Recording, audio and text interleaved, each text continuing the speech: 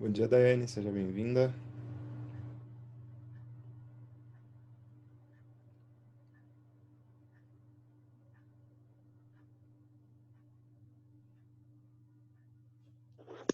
Bom dia, prof.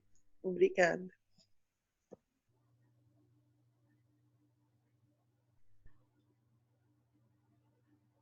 Vou aguardar um pouquinho o pessoal chegar, que ainda não deu o horário, né?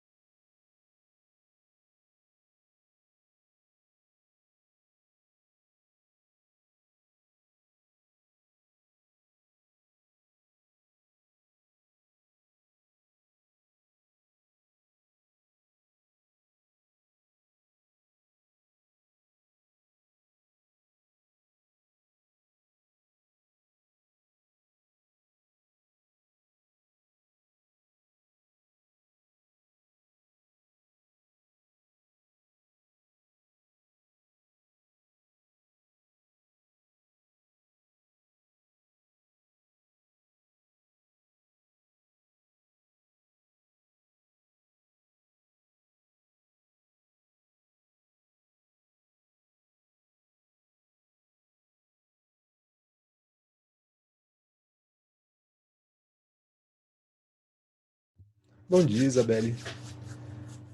Bom dia. Não sei quem é, tá com o nome do Redmi.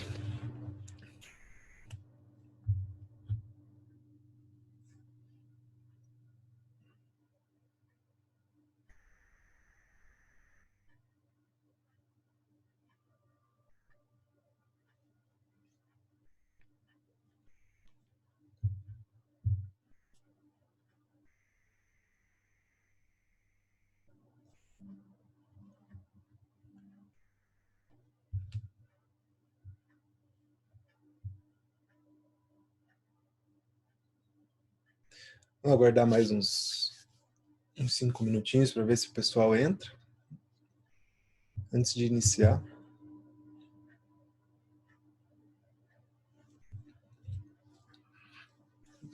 Bom dia, Marcos. Bem-vindo. Bom dia, professor. Obrigado. Bem-vindo também. Beleza, obrigado.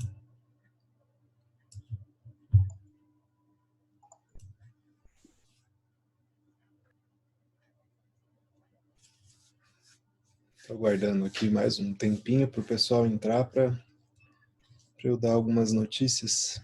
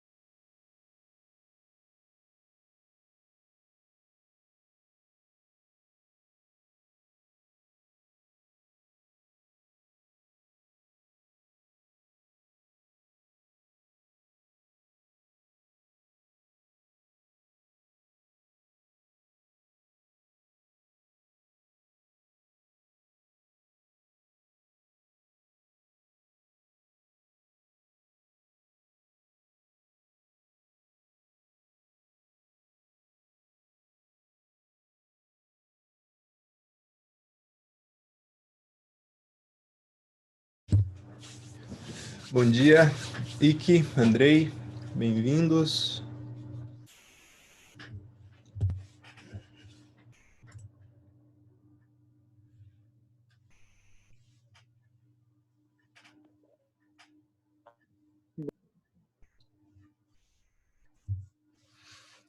Eu vi ali que você tentou falar, não consegui te ouvir, Andrei, não saiu a voz.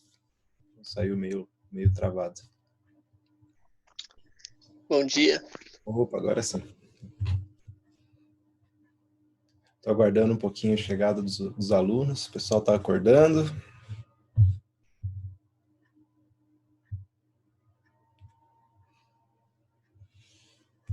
Bom dia, Bruna, bem-vinda.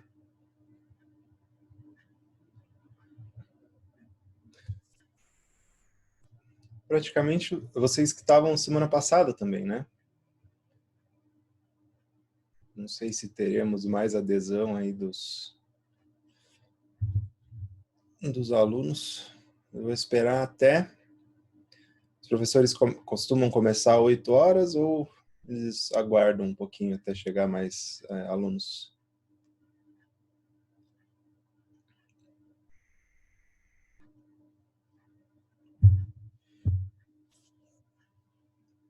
Às vezes eles aguardam, professor, até umas 8h10, mais ou menos. Professor Sérgio, por exemplo. Então vamos aguardar um pouquinho. É bom, deixa eu até abrir aqui o plano de ensino do professor Thierry, que ele tinha deixado um trabalho, ele não chegou a passar, né, esse trabalho do segundo bimestre para vocês, ou chegou?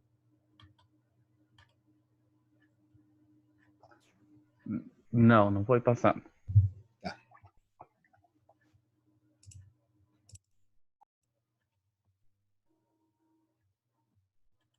Deixa eu ver aqui. Atividade. Vocês fizeram do primeiro bimestre, 11 artigos do Código de Processo Civil, descrição dos princípios, devido processo legal, legalidade, contraditório para a defesa, duração razoável, tá? Segundo bimestre, atividade avaliativa. Comunicação dos atos processuais, legal.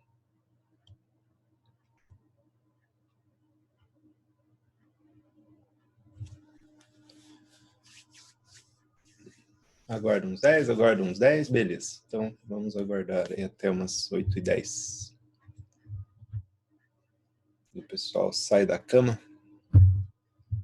Ou parece que tem gente que trabalha, né, no turno na madrugada, hein?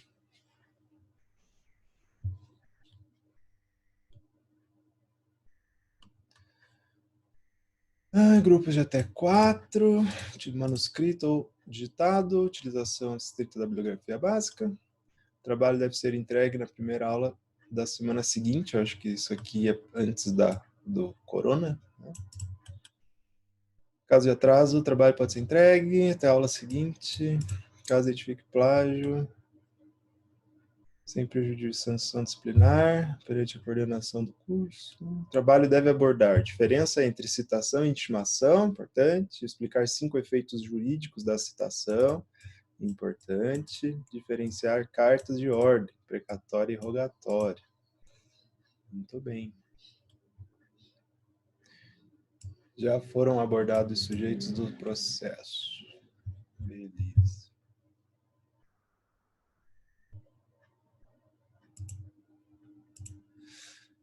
Estão vendo o slide aqui, né? Teoria geral do processo. Sim. Beleza. Mais um minutinho, daí não sei, acho que eu vou ter que passar, né, pelo grupo lá. Vocês têm um grupo de vocês que vocês falam sobre o trabalho, estão conseguindo fazer trabalho em grupo, mesmo agora na quarentena? Foi tranquilo. Eu tô falando baixinho porque meu filho tá dormindo, mas foi tranquilo em grupo e tal. Tá, beleza. Daí eu passo em grupo mesmo.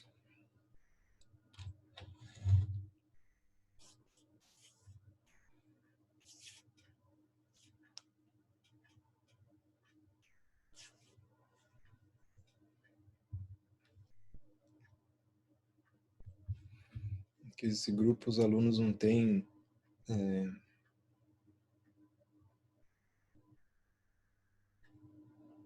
não tem como responder nesse grupo, né? Eu acho que vai voltar a responder. Talvez a professora Aline espere mais uns dias e daí já volta ao normal já. Ah, beleza.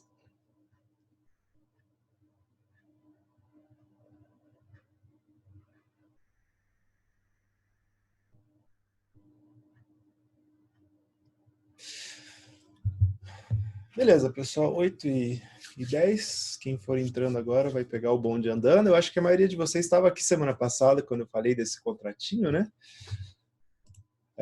Anotaram o meu contato lá para enviar e-mail. Então, vamos fazer o seguinte. Com relação ao trabalho, eu vou organizar ele num arquivo e vou gerar o link para deixar esses arquivos de aula disponíveis para vocês. E aí a gente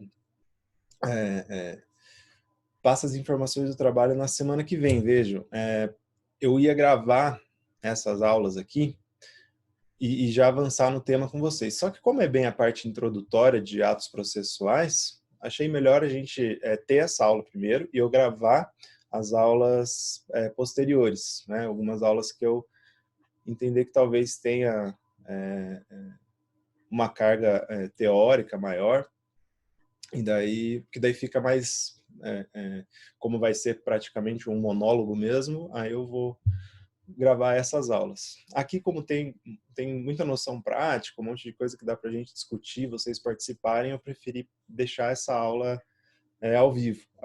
Não, sem prejuízo da gravação, essa aula vai ser gravada e vai ser disponibilizada. Então, assim que eu liberar o link do Drive, eu também mando ali pelo grupo, né? E tem um canal do YouTube que eu estou postando todas as minhas aulas. Então, eu dou aula para todos os primeiros períodos ali da FATEC, de Direito Geral. E eu dou aula de inglês instrumental também para os técnicos e tecnólogos. Então, eu tenho um canal no YouTube que eu jogo todas essas aulas, né? E daí eu separo ali, obviamente, pelo nome da disciplina e vocês têm acesso a todas essas aulas pelo YouTube. Então, aí fazemos assim. E aí, com relação ao trabalho, eu passo ele semana que vem. Nossa semana de provas, como o calendário acadêmico foi alterado e foi lá para a semana do dia 1º de junho, ou seja, daqui 2 semanas, né? Aí eu vou fazer o seguinte, eu passo o trabalho para vocês no dia 26, e aí eu dou prazo para vocês entregarem esse trabalho até a semana posterior à semana de provas. Então, meio que estende aí uma semana, porque se eu pedisse para entregar na semana de prova, não sei, vocês vão ter que estudar para outras matérias, etc. Então, acho que dá para ser um pouquinho mais flexível.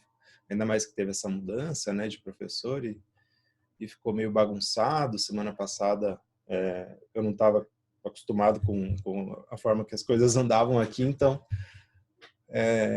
não sei, acho que fica justo não tumultuar, né, não chegar tumultuando.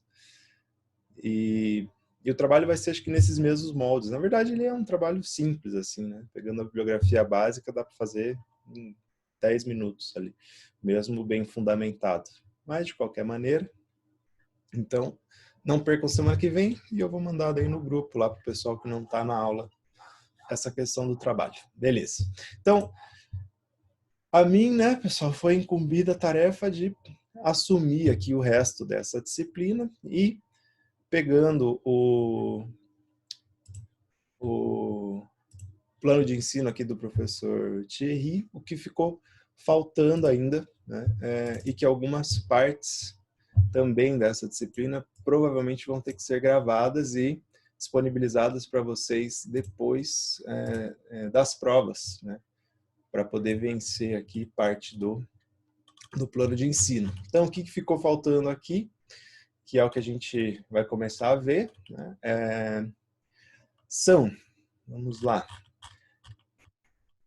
que nós vamos começar hoje a falar, né, de atos processuais, são atos do processo, segredo de justiça, pronunciamentos do juiz, tempo e lugar dos atos processuais, dos prazos processuais.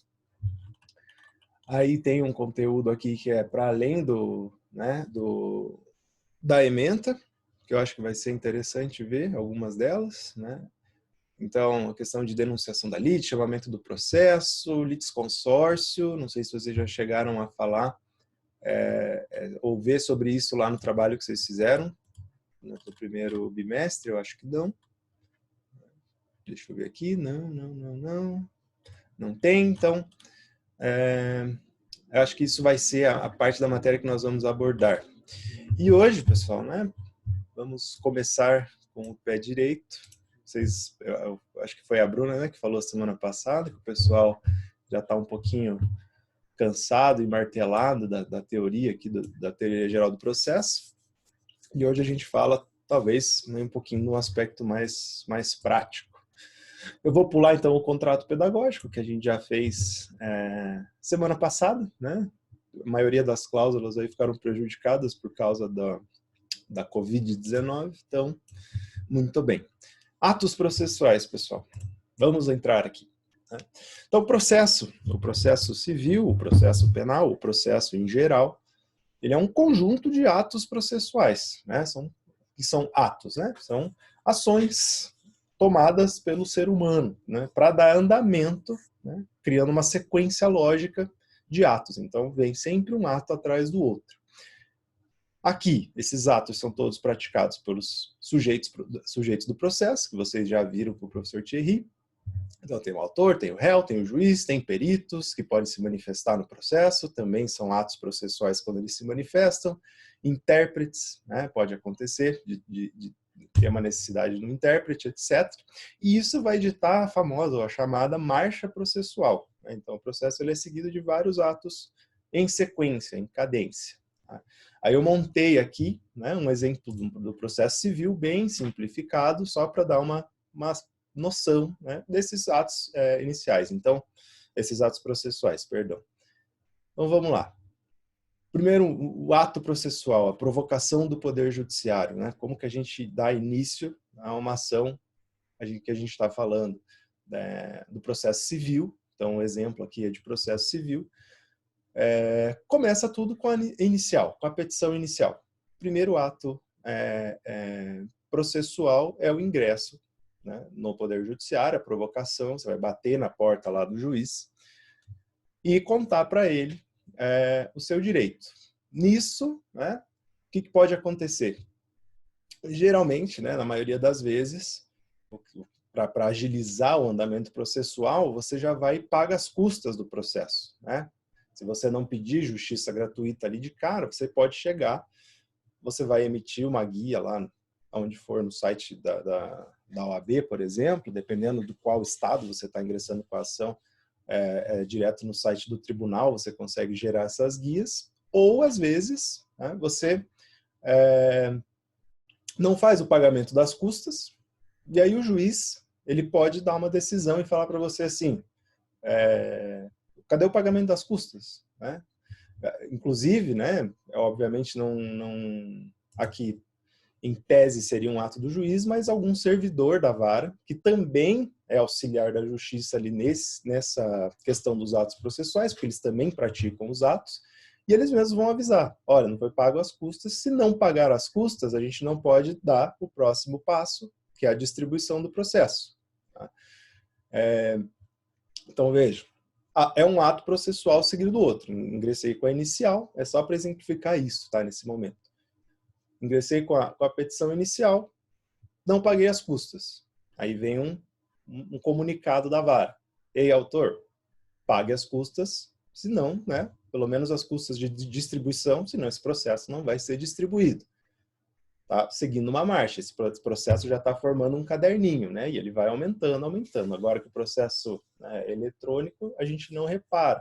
Mas para quem já lidou aí, com certeza vocês já devem ter visto, ou alguém já inclusive deve ter lidado bastante com o processo físico, ele vai formando um caderno que vai ficando gigantesco por conta desses atos processuais.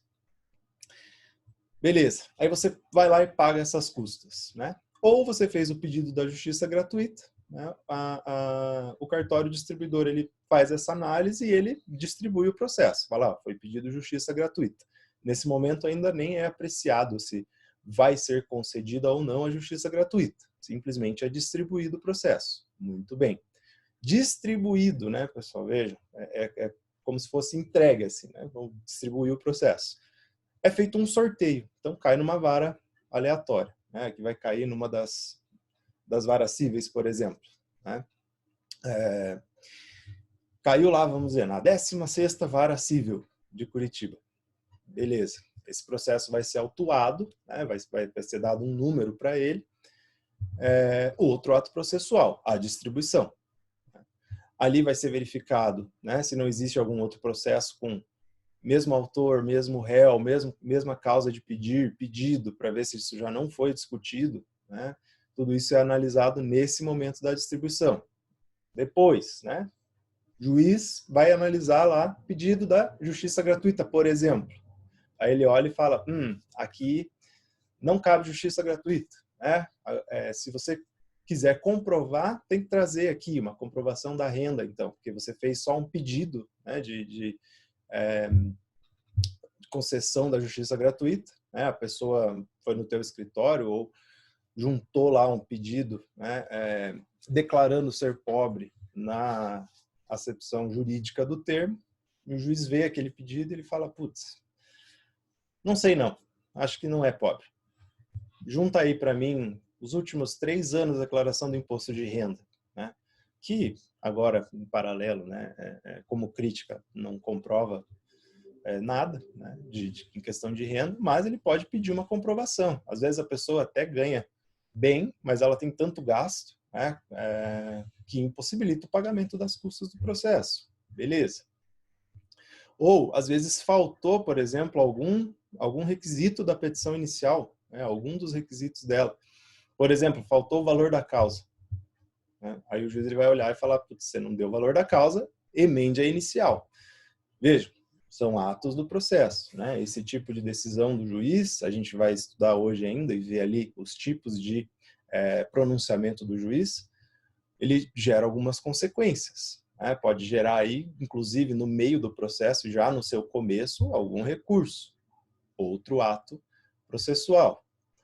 E tudo isso, pessoal, né, está seguindo uma marcha processual pré-determinada. Né?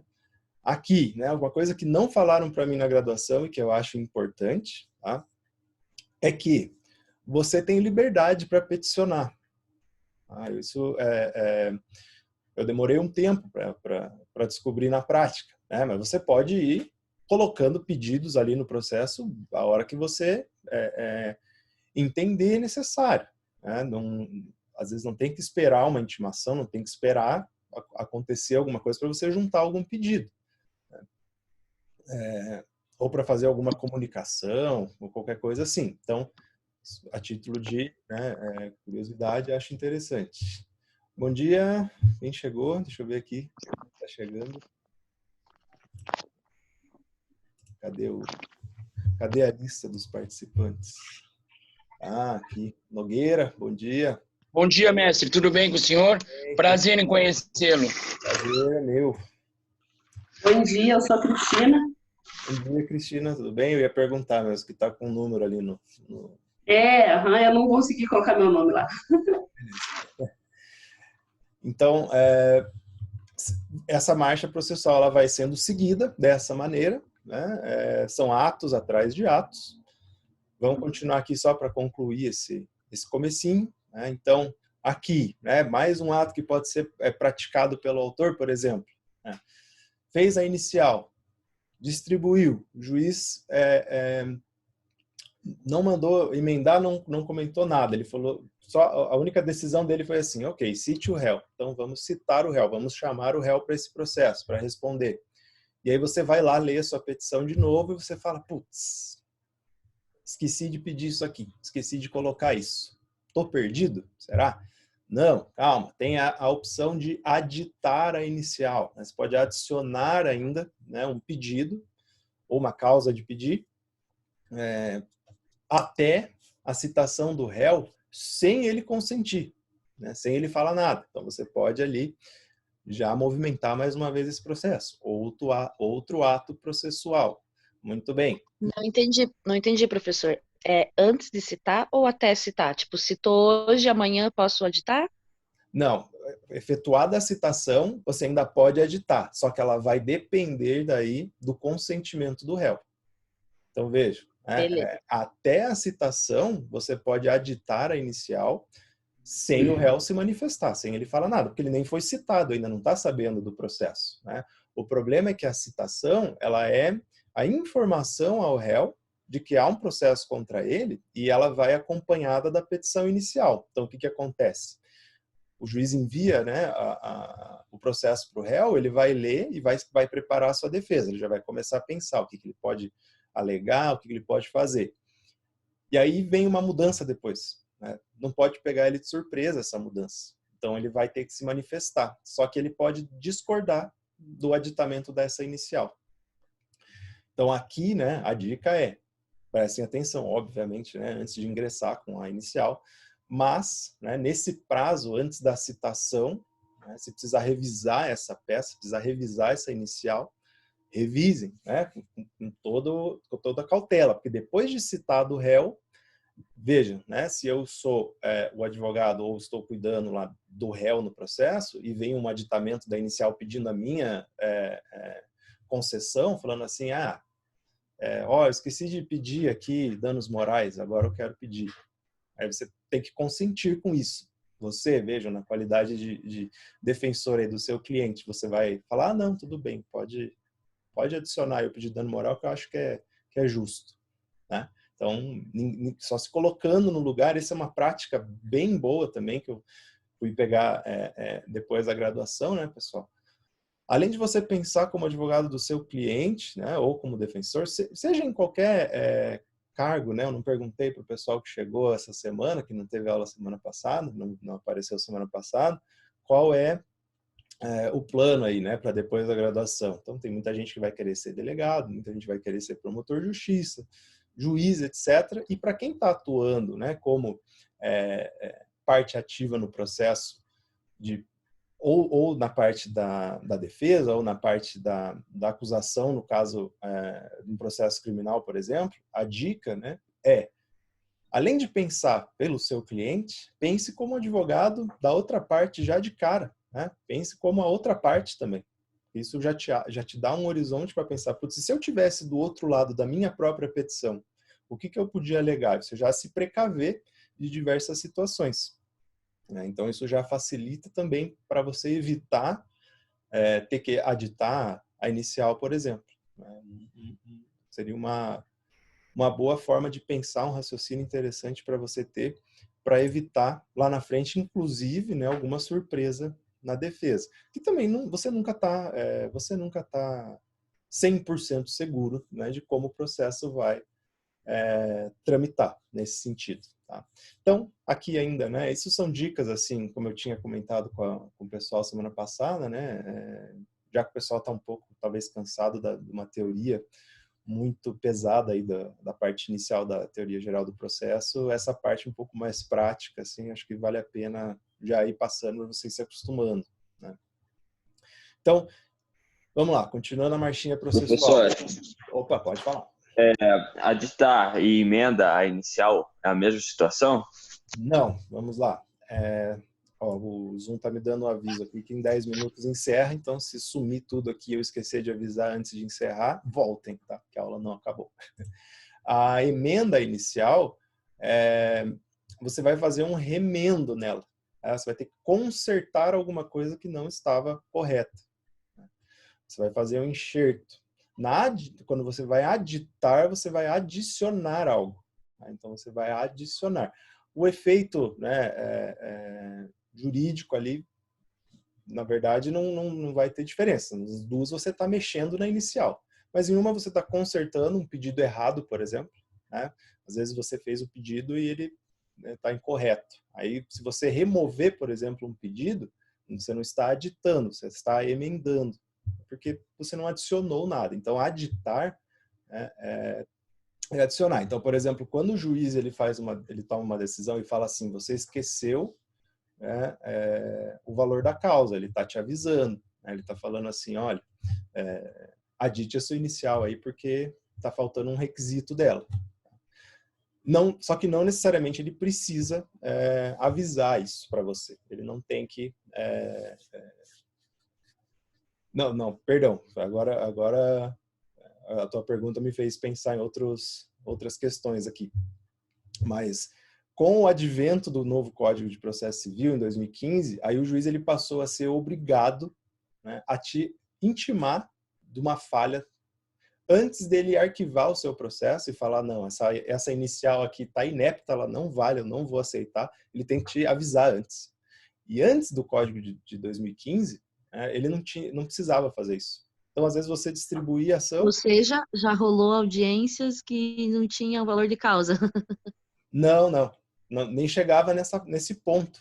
O juiz ele fazia a análise da petição inicial. Faltou o valor da causa, o que ele faz? Alguns juízes eram mais bacanas, o que eles faziam? Avisavam, né? Vamos lá, emenda inicial aí, advogado, porque está faltando o valor da causa. Outros não. Como não era obrigatório ele avisar, o que ele fazia? Arquivava o processo. Fala, estou indeferindo a petição inicial e tchau.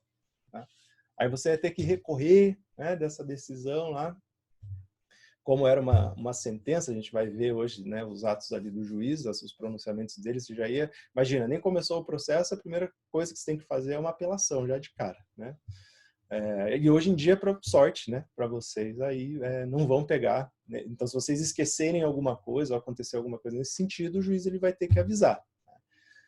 Nunca é legal receber esse tipo de decisão, né? Obviamente, mas é uma colher de chá que o processo civil trouxe aí para a gente, num sentido assim, olha, erros acontecem, você é ser humano, então você esqueceu de colocar o valor da causa, presta atenção, né? Às vezes também acontece do valor da causa estar incorreto, né? Então o juiz pode mandar emendar nesse sentido.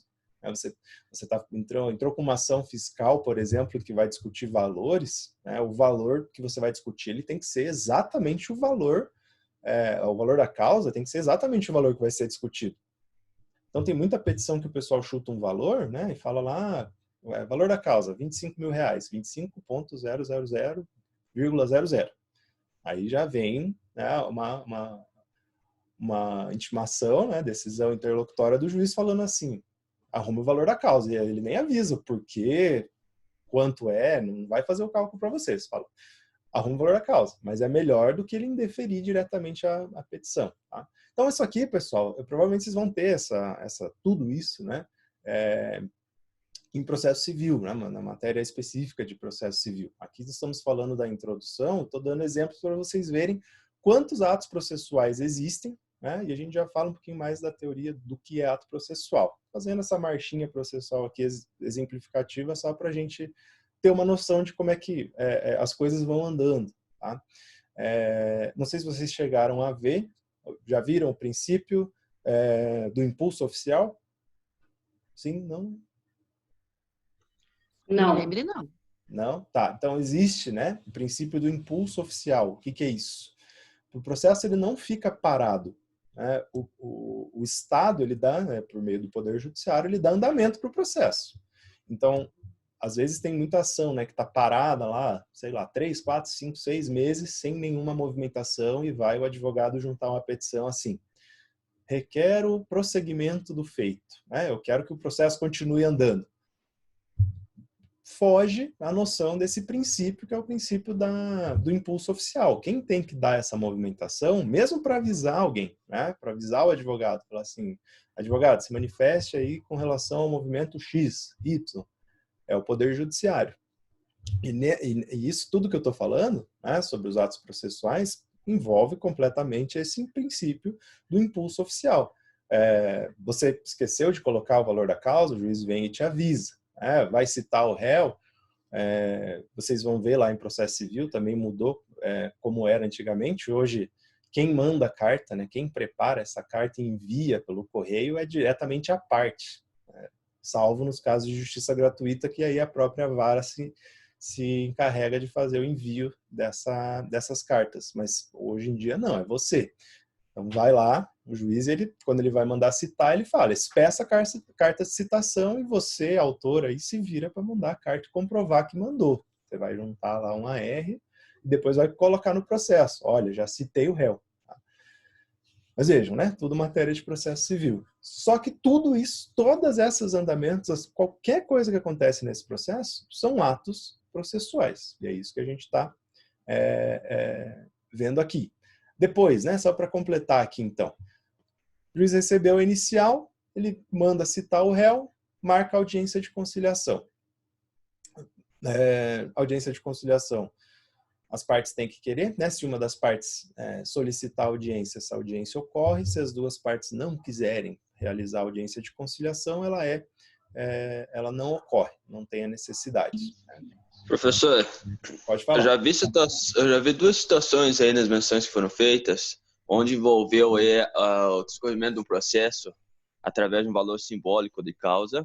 Uhum. E a outra questão que, com a mudança que houve, agora não sei lhe dizer qual é, eu sei que foi recentemente aí, que mesmo as partes não tendo interesse na audiência de conciliação, automaticamente foi encaminhado. Isso foi numa situação federal. Já ouviu falar? Uhum.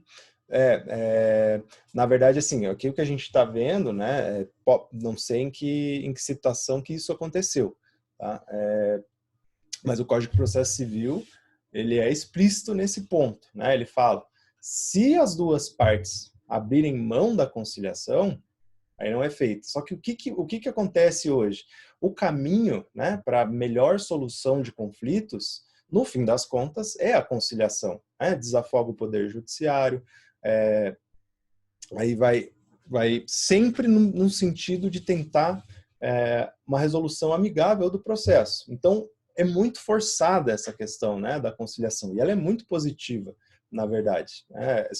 Essas formas de resolução de conflitos, né, que acabam um pouco com toda essa, vamos dizer, né, essa marcha processual que nós vamos ver, ela é sempre incentivada. Então, muitas vezes o que pode acontecer é realmente o juiz, as duas partes negam e ele acha que tem uma boa possibilidade de acordo. Só que você falou, na Justiça Federal tem que ver que tipo de ação era essa, né? Mas mudança legislativa nesse sentido eu não tenho conhecimento, né, de uma obrigação de existir, porque antes do Código de Processo Civil de 2015, a situação era essa, né?